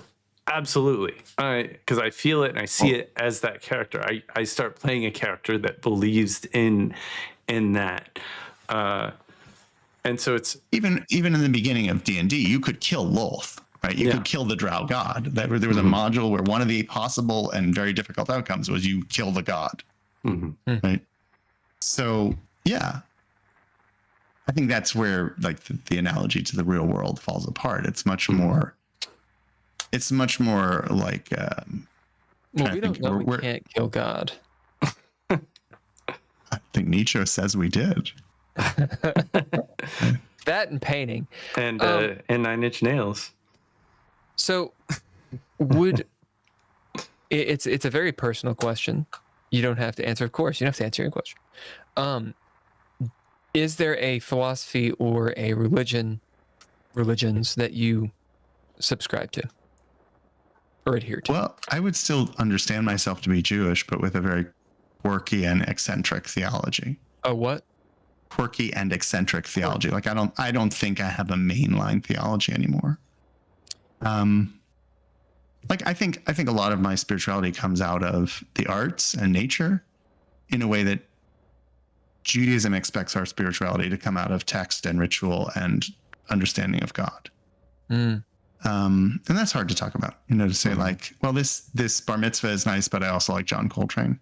Nice. I don't know how to explain that in Jewish terms. I've known a few, not a ton. I mean, this is personal life experience, but I've met a number of Jewish people living in Hollywood, and I feel like your story, just what you said there, it is, it's common of anybody who lives in a place and is from a culture. I think we're allowed to have, cultural interests. I think that, we live in a world where, clearly if you're Jewish or Catholic or Muslim in this country, you get exposed to culture and you see things you like and you see things you don't like. And it doesn't mean that it's a sin. I mean, I could see where,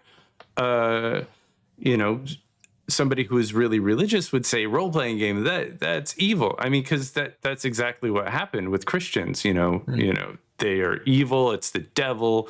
It's that is something that comes up over and over again. Certainly when in the 80s, in the early 90s when I was playing role-playing games. So it's like but it, you know, that I think it's just because people don't understand it. And I bet if you sat down with someone and said, okay, here's why I like this, here's why I connect to it, and you go through those and list what aspects, you know, how it makes you feel, stuff like that, you become you can become at least comfortable in yourself. It's actually something that go on, Alon. No, it's fine. It's actually something that I appreciate about the teachings of Jesus and probably several other philosophers, holy men, etc. When talking to the religious people, the Pharisees and such, about the Ten Commandments or the Torah, and this is all of my Judaism knowledge, like 99% of it is through the lens of Southern Baptist Coalition. So not even trying to have an opinion here. But one of the things, the main arguments, the sort of spirit of what Jesus seemed to be saying, from my interpretation, is that some of those guys were just kind of missing the point. They were highly religious. They followed the quote unquote rules to the T, but then they forgot the purpose of the rule. So it's not that the rules were bad or that the rules didn't work. It's that they were almost abusing them or using them incorrectly. And so that twisted them, right? Going back to your analogy of game systems and then the rules and bringing that into like a person's life and having rules. I think something that irks me about rules is well, why can't I do that? But now marrying those two ideas, there's a spirit of why do you have the limitation? Why do you place that limitation on yourself? For example, I go to bed at 9 p.m. every day and I wake up at 5 a.m. every day, or whatever it is that you do, and you adhere to that. I mean, I'm regurgitating essentially what you said. I think I'm attempting to figure out this burgeoning philosophy you've got. I can see it working is what I'm trying to say. Yeah. I mean, it works to a degree. I mean, I think also like there's the letter of the law and the spirit of the law, right? Rules as written and rules as played. And then what is that? Rule 0, you know, just if it's fun, do it. Right. Which I think in real life would be dangerous. I mean, I think that's hedonism. And this way anarchy. But they both exist. And I think Judaism, I think Paul and to an extent Jesus were very, they created a straw man. Like Judaism always struggled with the tension between what is written and what is done and why and how, right? Not just do it in rote ways, but do it in thoughtful, meaningful, and life-affirming ways. And, you know, you give people enough rules, they can't follow every rule, right? That's just inevitable. And so which rules do you focus on? Which experiences do you focus on? How do you imbue regular experiences of rule following with a sense of sanctity? Well, it's always something. I mean, Judaism has words for it, the fixed experience of prayer and the intentional experience of prayer, which is, you know, letter and spirit. And I don't, you know, that might not succeed in game design and metaphor, but it probably does. I mean, you have rules as written and rules as played. And then there was the thing of, I don't know if you guys had this memory, but in the early days of role-playing games, like you couldn't read the AD&D Dungeon Master's Guide and understand how to play. You needed people to play with, right? You needed people who had learned it from their big brother, right? Those rule books were very hard to follow. And it wasn't until I was an adult and played that particular rule set with other adults, and I was like, oh my God, this is really easy. Like it's sort of obvious looking back. mostly because there were no rules, right? It was all like have the DM make a decision quickly about whether the door opens. Yeah, I remember in the DM. Go on. I was just gonna say, I think it's fun when you're a player. I've only mostly done player stuff. Is you get an instantaneous read on whether something works or not, and so the DM or GM or arbiter will basically, your character is trying to do too many things, and I get this with Bill all the time, where I'm like, I want to do this, this, and this, and he's like, no. You get instant feedback. No, that didn't happen. No, you're in a world, and I think that we are forced to live in the real world with limitations. The rules are there to keep us, because we want to have a little bit of reality in this fictional game. Because if it's just chaos, you're floating, like you're not even having the same conversation. That's how I play with my 6-year-old. He's like, why can't I have 1,000 hit points and breathe fire and cast spells and be a dragon? I was like, because then the game will be completely unchallenging and boring. Yeah. Right. There's got to be stakes. Right. Yeah. Stakes. That's it. Rules create stakes, I think, in a way. Yes. Yeah, you got to care. Did you guys watch What We Do in the Shadows? Yeah, absolutely. I've seen the movie. I haven't seen the series. The series is shockingly good. So there's a line where the vampire says to his familiar, I'm going to take a break and go read for a while. And the familiar says, oh, really? How long? He says, I don't know, 10 or 15 years.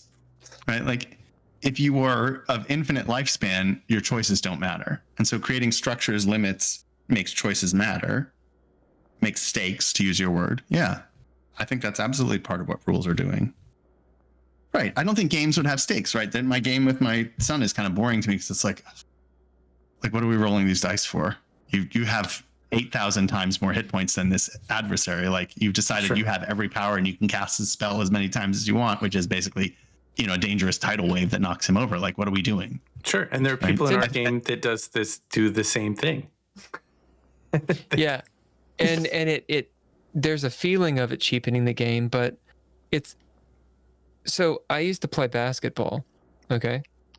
And I am now 5'9". I wasn't good at basketball. So what I did, I'd be like on the court, right? And it's like intramural. And I'd be like, hey, what's up? What are you doing tonight? Talking. And people would get really mad at me. And I was sitting there like, guys, we don't win a prize. We don't get, like, no one gets the trophy. Who gives a shit? Like, we're here to have fun. And I was missing the point. We were there to have fun. But if you don't follow the rules, if you're not playing the game, then you're actually ruining the fun. And if I was, that's the kind of definition of a troll, right? Like, I'm going to screw up your fun and gain sort of a schadenfreude from it. That idea, why do you follow the rules? Well, because there's other people involved. And I think for a kid, you can look at fun. I don't have kids, but I've watched. Don't do it. Hard pass. I avoid them. Some kids are okay. Some kids are fine. I got some nephews. Okay. I got a niece. Girlfriend has a daughter. There's some kids that I really, really like. And what I see with them is selfishness. And I don't mean it in a sense of like a sinful way, if you will, or a corrupt way. They're just not considering other people. Little kids are narcissists.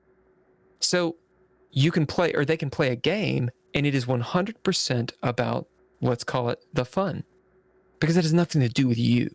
As in, like, it's not about you having fun. They don't have to follow the rules. We all have that, even when we're adults. Well, there's a certain amount of like, is this 8-year-old normal or a sociopath?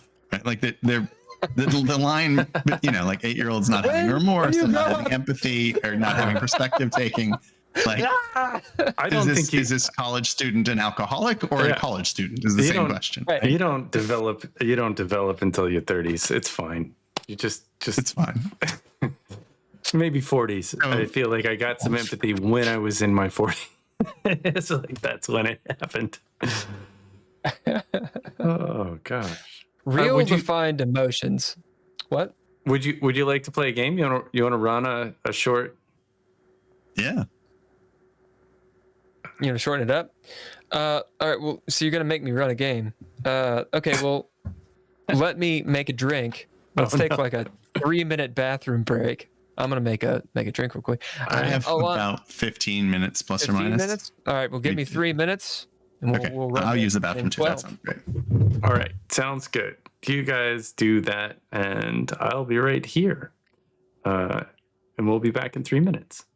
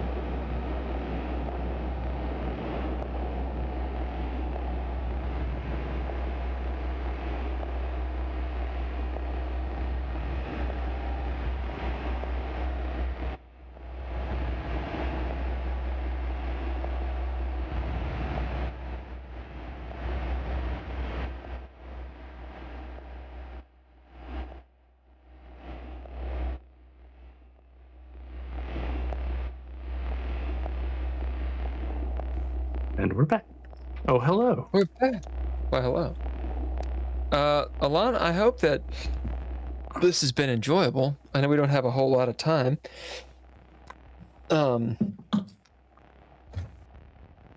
In terms of podcasts, how do you feel thus far? Great. Okay. Great. I'm learning a lot. I like it. I feel like I've learned a lot. I feel like you are a super expert when it comes to role-playing games. So, I don't think so. Oh, you and Bill. I really surround myself with people who are really talented. Which is a good way to live. Like, it's good to be the dumbest, least talented person in the room. It's very interesting. I play that game. But I tend to underestimate my knowledge set and/or capacities with the arts. Okay. I can hold my own again with a lot of people in the arts. Run us a game, Bill. All right. Do I need to get out some dice? Yeah. Get some dice. I got dice. No D20s. All right. No D. I don't have a D4 in this pile. Oh no, there's one. There's one. Okay. What do I need? So you need everything but a D20. Okay. Right. All right. So you got 10 minutes? Yeah, let's say 10 minutes. We'll do it All right. fast. So there's the actual playbill character that we could make, but for that, the whole thing would take like half an hour, 45, which we won't do. We'll do this the really quick and dirty way. All right. So part of what Dreadlore is about is your character traits. All right. These are essentially adjectives or phrases that describe your character.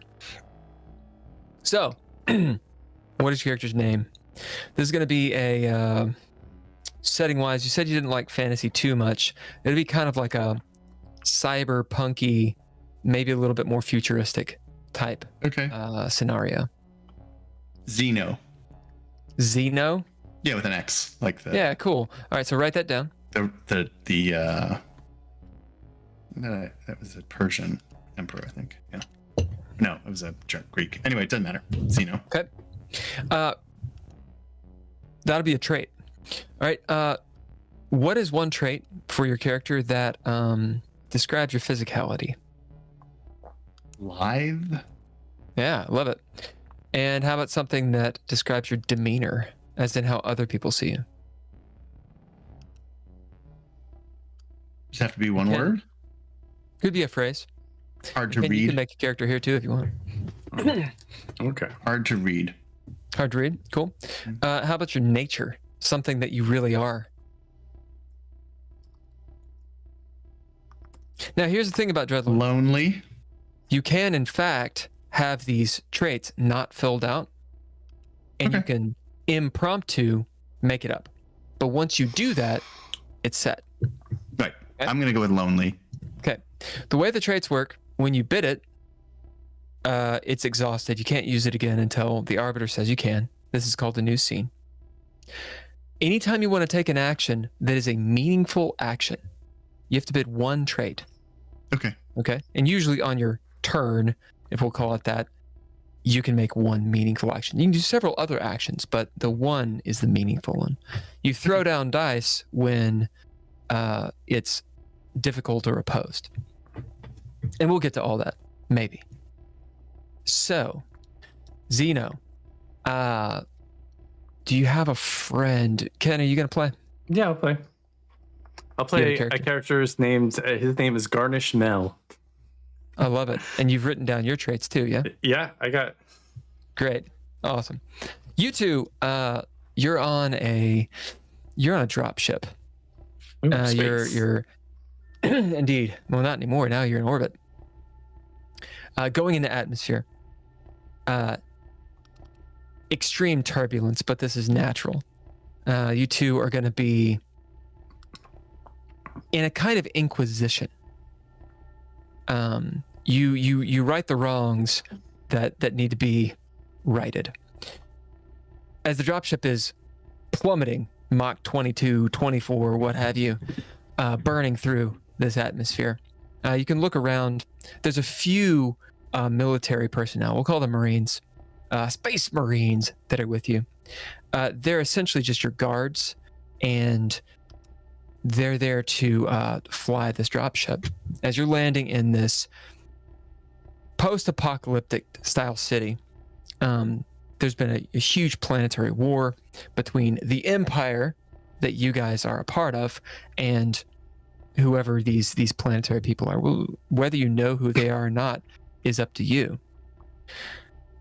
What is your mission? You're going to land at the formerly Imperial Palace, where there is a massive computer. This computer is called Kami.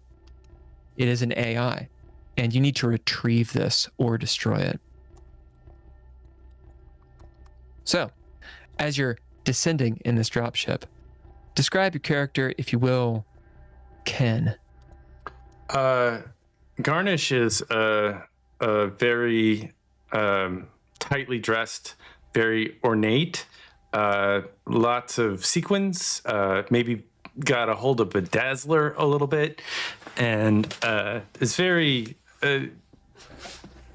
happy, wants to look the best in all situations. Very, very proud of the way they look. And what's a trait that would describe your dude? Flaunting it. Let's do the same thing for you, Alon. Describe your dude. Zeno is of indeterminate gender, about 5'2", maybe 130 pounds. Built somewhat like probably less broad-shouldered than a gymnast. Maybe more flat-chested and nimble like a jiu-jitsu artist, or probably more like capoeira build. Their eyes don't give away much. Somewhat black. Eyes look, at first glance, almost black. Slightly flattened nose from probably being broken. Ethnically, we would look at them maybe Maori or some sort of Southwest Pacific. And what is one of the traits that you have or that you don't have that would describe your character in this moment? Well, since I've described them as hard to read, they are probably nauseated, but not revealing that, not kind of just gritting their teeth. A trait that they do have or do not have, they seem to be unenthusiastic. Okay, so that's a trait. Yeah. Unenthusiastic. As both like, of you... if you were to look at them, you'd be like, why are they even on this? They clearly didn't want this mission. You don't know that, but that's the impression you'd get. As both of you are standing there in the harnesses, that keep, your bones in place when this dropship lands very, very hard. You're a few minutes away, traveling across the globe, mere minutes. You're coming in extremely hot is what I'm saying. As Garnish, you look over and see Zeno as they've just described. This is called the montage. You got maybe 5 Marines in here. It's loud, but it's actually quite insulated. You can talk just at a loud volume. Are you guys interacting at all? Do we know each other? Yeah. Oh, you both are Inquisitors. Okay. I would probably be like, I love these sequins. They're just, I can't believe they let me put this in my new uniform. I'm so excited about a new mission. Ha. I don't say much, but you might read my expression as thinking like your uniform design might be a bit heretical. Yeah, as you see that, Zeno, you see one of the Marines. You see it's a sergeant. It says Sergeant Norm on it. Sandy blonde hair, close cut, of course, helmet, garb, Space Marine garb and whatnot. And he's staring at you as he notices you look over at him. He quickly turns away. He's been staring at both of you inquisitorial people as he messes with a little holographic output, looks over and says, shouting, 10 seconds, as you see the red light turn green. And you guys feel the inertial dampening as you start slowing down. Just then, the door opens, and you see the Imperial Palace. You guys are hovering over it, and you're supposed to jump out. Is it like rappel down? Okay. I mean, I'm trained. Sounds reasonable that I would do that pretty quickly. What do you bid to get out of here and not break your neck? What do you bid to get out of here and not break your neck? Lithe, for sure. Okay, so describe how that looks to Garnish as you do it. I mean, it's sort of effortlessness of movement. Like, you'd think that I was just plummeting to my death because I seem to just take advantage of gravity in a way that seems dangerous. But a sort of confidence that I can control that fall. Well, so you get a trait called Controlled Confidence. Okay. As Garnish, how about you? How do you get out of here? I do everything very kind of flamboyantly. So basically, I put one arm up and I kind of fall backward, but the rope is like on the one finger and the leg, and I slide down kind of like Men in Tights style, like Robin Lady Hood. Gaga. You're coming on stage. I can hardly wait till this concert begins. All right, so you get the trait Lady Gaga as you slide down with extreme ease and panache. You both are on this broken rooftop. There's cracks and such in it. You see the palace rooftop is broken. Yeah. It's metal and some stonework, and it's still cooling from laser blasts and explosions. This place is literally like crumbling. There is a blue light thrumming from the inside this enormous room, and heat coming from it as you can look down through the cracks and the busted windows. Is there a reason we haven't just nuked this place from orbit, so to speak? Because we need to destroy this AI, correct? Well, all in game. If we can capture the AI, the wind.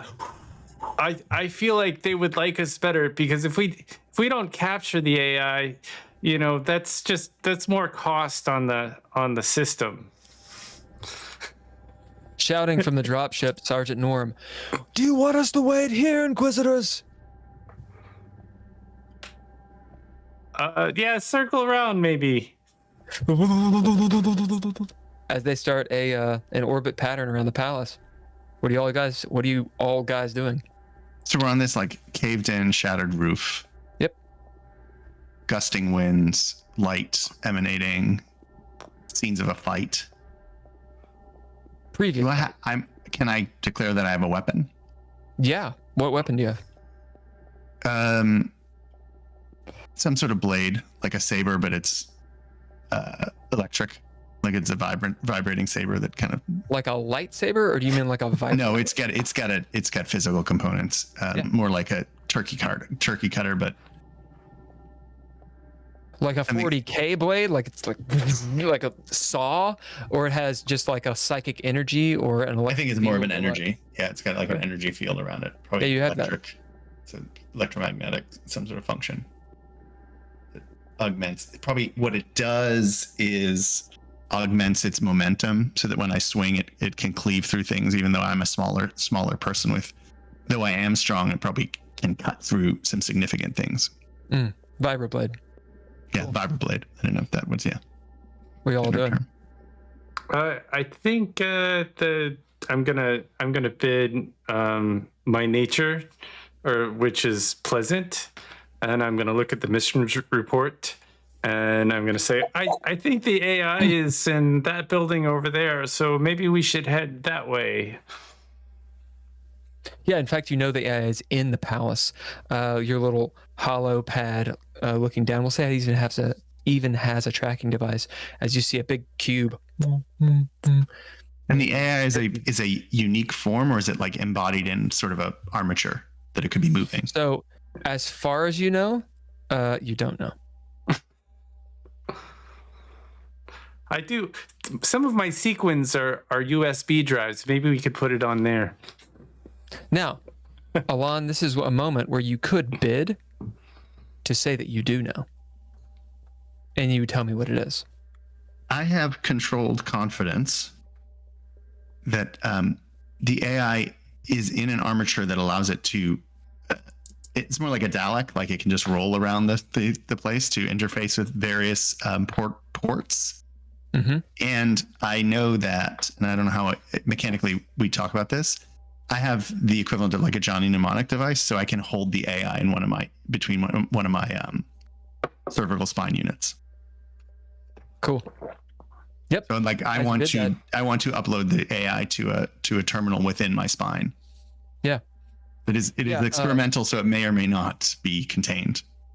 Yeah, so we'll say that that's exactly what it is. As Garnish, you're looking at the holographic output and the mission specifications, and you see that readout.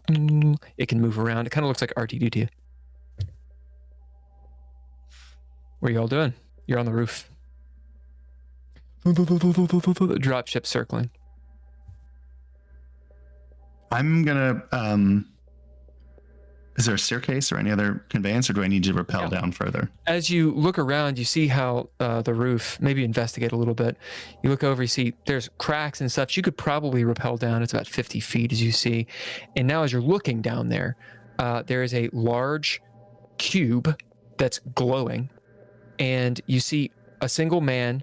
It's hard to tell about how tall the person is. They're in robes, but broad shoulders, at least 6, maybe 6+ feet, wide bearing of a person.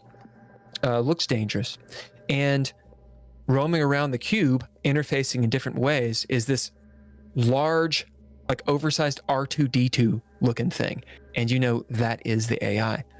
As you see that through one of the cracks in the broken windows, you spy, if you keep on going around the roof, and a doorway that should lead down to a stairway, as in an access point to the roof.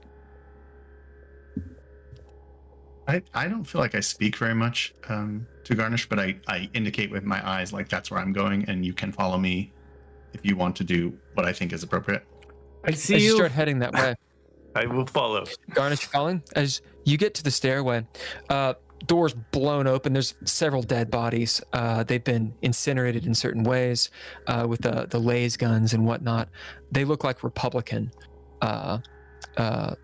fighters, so not Imperial fighters. As you start making your way down the staircase, are you doing this in any particular fashion? Or are you sliding down the rail? What's going on? As quick as possible without kind of clattering down the stairs. So quietly? I'm gonna bid squirmy, which is one of my traits, to allow me to kind of not touch any of the things, but walk quietly, get with some quick. You see Garnish sashay down the stairwell, somehow getting nary dust and or blood on his uniform. What about you, Zeno? What do you I will bid live, and at the same time, though I will bid unenthusiastic to pass either to the viewing audience or myself or to Garnish. Like, I get that works, but it's really, I think my impression of Garnish is uses too much energy to achieve tasks. As this could all be much simpler at every turn, and I always want to be ahead of him because I know he will not just delay but like detour or take things in a way that I think is inefficient and time consuming. So Zeno, you expertly and efficiently get down these stairs quite a bit ahead of Garnish, as you see him sort of like tiptoeing over, and he does this kind of like as he's moving down the stairway. You get down to Michael the bottom. Jackson. That's right. It's like moonwalking down. Oh my god! It's gonna be so much easier. As you lean over, kind of maybe even cursing under your breath as you look over your shoulder at Garnish, shaking the head, looking out across this essentially empty room now. You see it wasn't empty at one time. There were probably lots of things in here, but they've been either used to barricade the door, and it's blown open all the hell. It's all kind of charred bullshit everywhere. it seems like the Republican guards were attempting to protect this big box. It's easily 20 feet high, 20 by 20 by 20. The box being the AI mainframe. No. Oh, it's another. The AI itself is the oversized, the man-sized R2-D2 that's like interfacing with it every so often. And there's the man who doesn't see you as he walks around the cube. What are you guys doing? The action is on you. Yeah? How do you do it? What do you bid? What do I bid? Controlled confidence, I think. Yeah, just kind of like stealthily and assuredly, like there was a scene in Rome, in the show Rome, where they execute someone. I think it's also how Samuel executes Saul. No, not Saul. The person that Saul lets live in, just like drives the blade right down his. Oh, a clean. It's at the beginning of Troy also, where Hector or Achilles, just like drives my blade right down the collarbone into his vital organs. Yeah, it's a clean death. As you mean like where he does the jump thing, the Brad Pitt jump. So you run up silently and quickly or slowly? No, I do not run. It's more like, it's somewhat similar to the walk of the Fremen across sand. It's as if I'm moving across sand. Yep. Garnet, skating, almost skating. You see Zeno doing the death dance, creeping up behind whoever this person is, pulling out their blade. What are you doing, Garnish? I'm gonna watch, see what's gonna happen. I'm just gonna hang back. Garnish, I'm not a big... you're hanging back. Yeah. As you're hanging back, you have a wider view. You see, as Zeno comes around the left, which is where the man went, around the left of the cube, around the right, circling, is this man-sized R2-D2, which you know to be the AI, as it's like, whoop, whoop, whoop, whoop, whoop, whoop, whoop, whoop, as it spins its top unit head, and we'll see if it sees you, Zeno. This is when we'll throw down. So there's 4 stats. We're going to make this super, super simple. The 4 stats are tied to a die. So they could be D4, D6, D8, D10, or D12. We're going to say that since you're sneaky, lithe, and all these things, you've got a D12. Okay. So you roll that aspect die and your D10, which is your action die. You roll them both together. And added together, correct? No. Nope, just tell me what the numbers are on them. A 3 on the D10 and a 1 on the D12. Ooh. I'm assuming this is not lowest wins. No, it's not. So you're looking for successes. Now, successes are this. 4 up is 1 success. 8 up is 2 successes. So if you get a 4 to a 7, that's 1 success. And 8 higher, it's 2 successes. Okay? So how many successes did you get on your dice? None successes. Correct.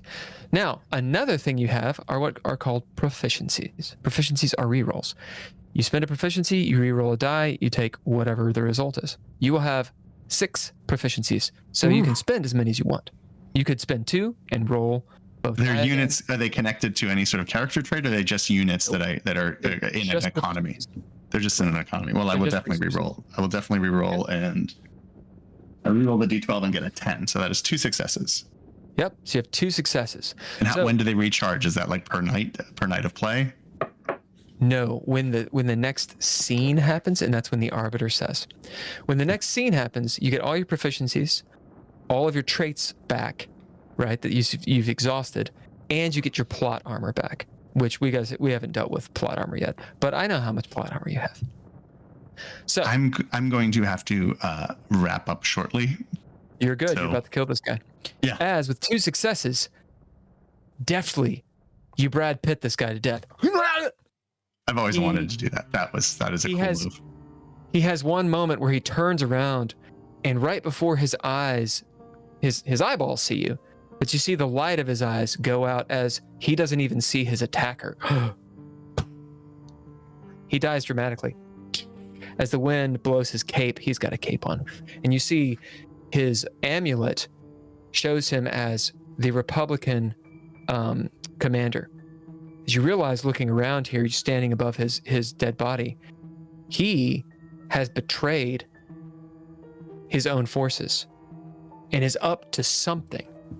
I thought we were Imperial. Indeed.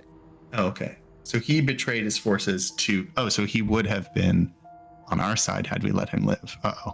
Oh, well. Maybe. Such things happen. Or It another needs side. some investigation. Yeah. Needs some investigation to figure that out. I will need to Go on. Yeah, sorry. I need to depart, but I will give to you. to me or to Ken? To Garnish. To you. Go ahead. You're the Zeno. important one. You're the one we're all here for. So, standing there over top his body, seeing that Republican amulet, wondering what it is, what do you bid to figure it out?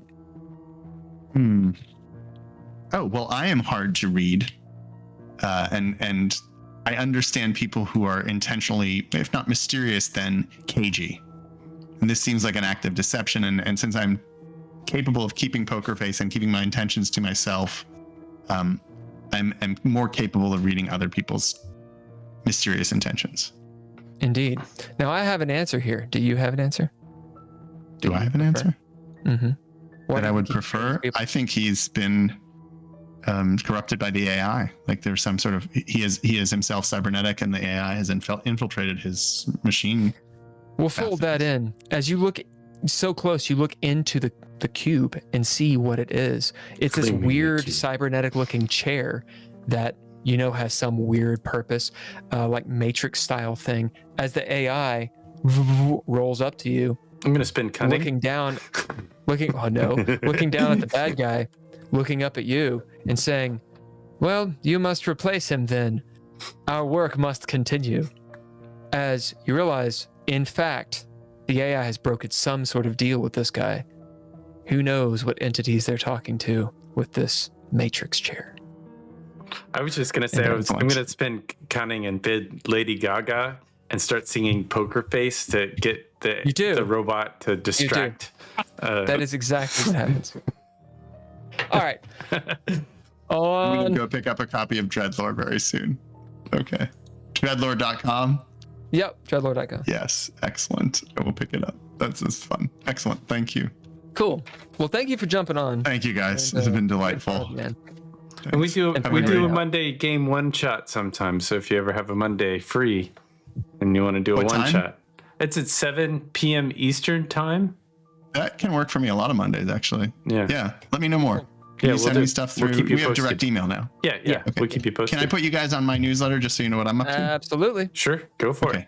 Do I have both? I think I just You have the Geeky Gamer email? Yeah. We both have that.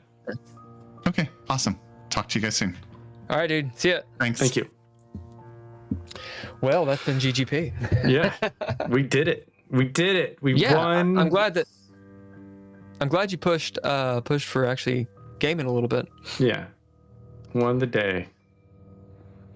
Well, I mean, I think it's important. I like him very much. If you listen to he does a meditation podcast that I think is quite interesting, where he just kind of gets on and I think kind of meditates on calming words.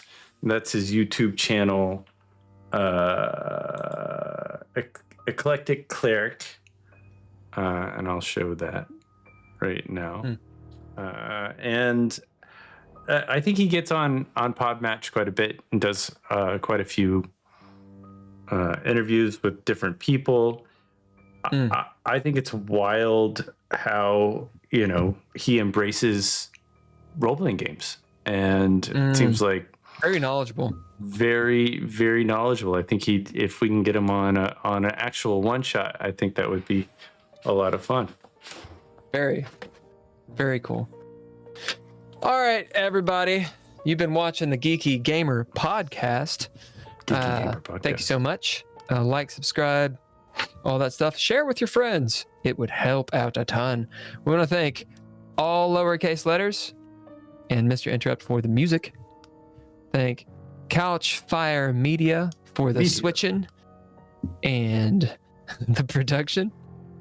Thank the Patreon people.